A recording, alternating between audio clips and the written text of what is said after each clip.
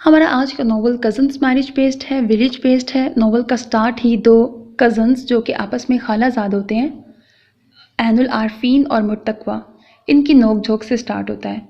दोनों ही elite class से ताल्लुक़ रखते हैं और एडवेंचर का शौक़ है।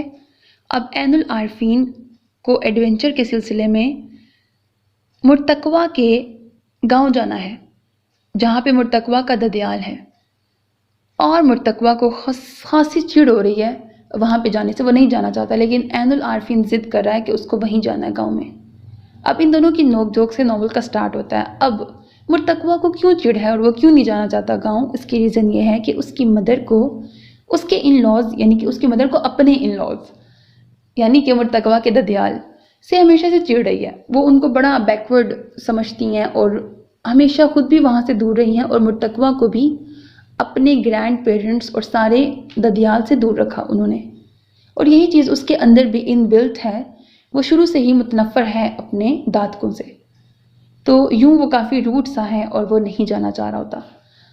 लेकिन अब अपने कज़न खालाजाद यानी कि ऐनुल आरफीन की ज़िद करने पर वो चला तो जाता है, लेकिन वो रूड सा रहता है वहाँ पे सबके साथ। अब आगे क्या होगा? वहाँ पर जाकर उसकी एमरजेंसी बेसिस पर उसकी कज़न रिफ़त से शादी करवा दी जाती है।